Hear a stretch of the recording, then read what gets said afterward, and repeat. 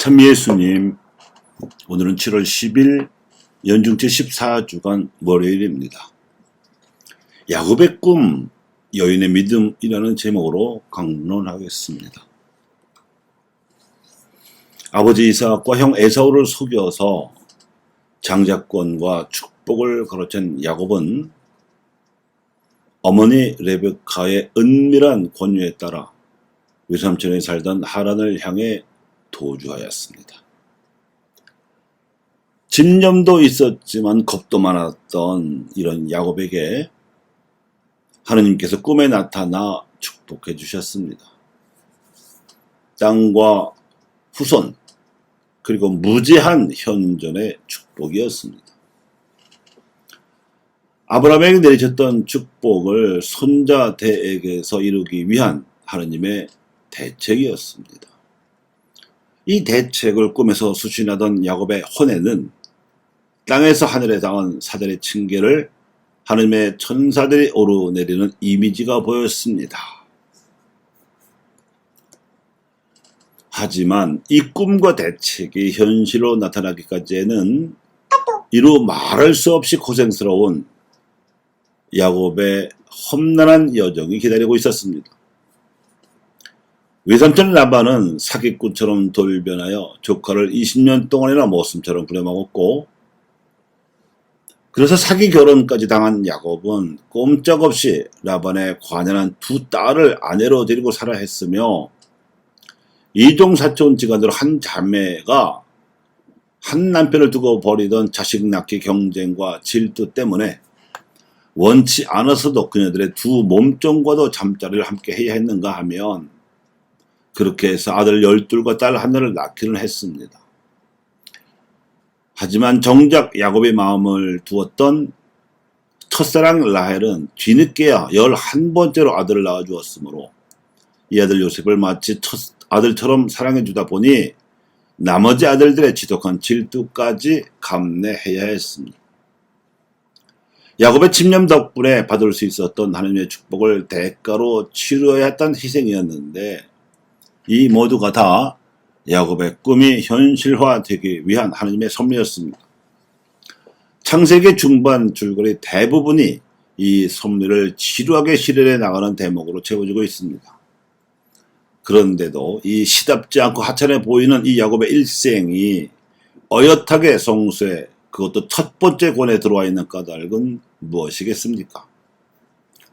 우리가 성서를 세상에 흔한 책들과 달리 성경이라고 부르며 존중하는 이유는 그 책에 하나님이 내려주신 메시지, 즉 계시가 적혀있기 때문입니다. 이는 사람이 한 말과 달라서 하나님의 말씀이기 때문에 보편성을 지니는 진리가 됩니다. 즉 야곱에게만 적용되는 일회성 메시지가 아니라 같은 조건을 갖춘 이들에게는 언제 어디서나 또 누구에게나 적용되고 해당되는 개방적 메시지라는 뜻입니다. 이제 야곱에 이어서 12회 동안 하얄병을 앓던 여인에게 하나님께서 나타나신 이야기를 묵상해 보겠습니다. 그 여인은 남부끄러운 이 병을 고치느라 가산을 탕진하다시피 고생했습니다. 남들 앞에 나설 수 없는 처지에 예수님 앞에는 더욱 나설 수도 없어서 그분 뒤로 따라갔습니다. 그러다가 남들 눈을 피해서 예수님도 눈치를 채지 못하도록 그분 옷자락도 아니고 옷자락 술에 살짝 손만 대었을 뿐입니다. 유달리 믿음이 뛰어나서라기보다는 그 여인의 처지가 그럴 수밖에 없었고, 또 그렇게 해서라도 제발 이 지긋지긋한 병이 나오면 좋겠다는 절절한 바람이 있었습니다.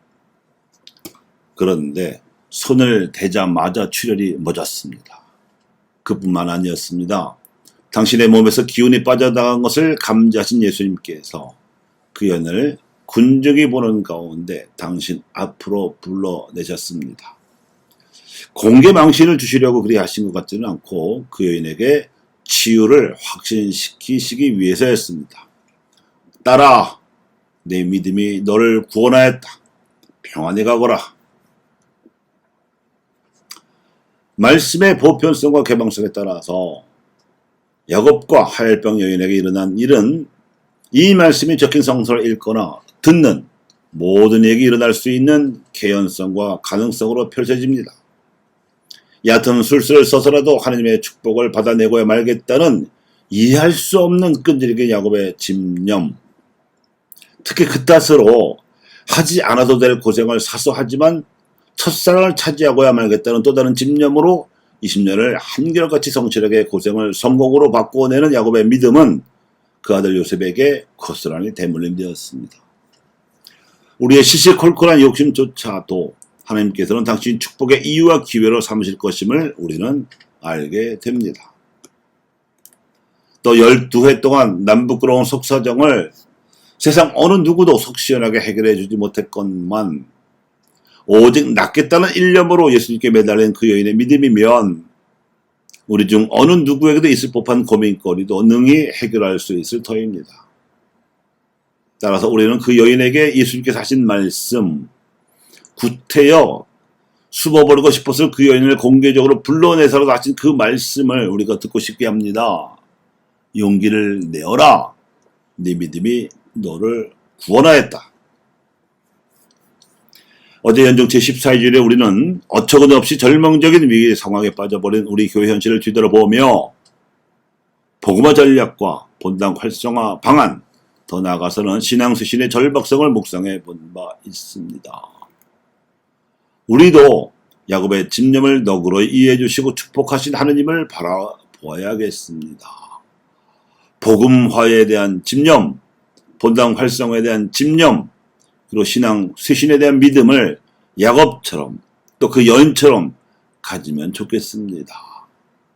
그리하면 우리가 사는 이곳이 다름 아닌 하느님의 집이며 우리가 하느님께 집념과 믿음으로 매달리는 여기가 바로 하늘의 문임을 알게 될지도 모릅니다.